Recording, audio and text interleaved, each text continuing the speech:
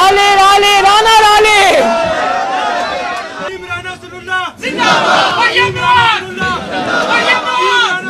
Tamina aunty, Tamina aunty, Tamina aunty, आप सुन रही हैं? वो कह रहे हकीम राना सनाउल्लाह।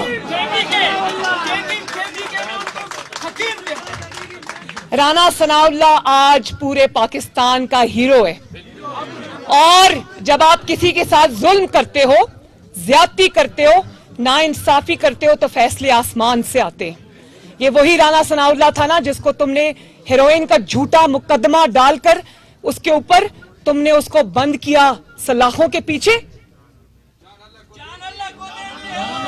वो याद है ना कि जान अल्लाह को देनी है। और आज अल्लाह ताला का फैसला आया तो आज वही राना सनाउल्लाह इनके आगे पाकिस्तान के लिए दीवार बनकर डट के खड़ा है।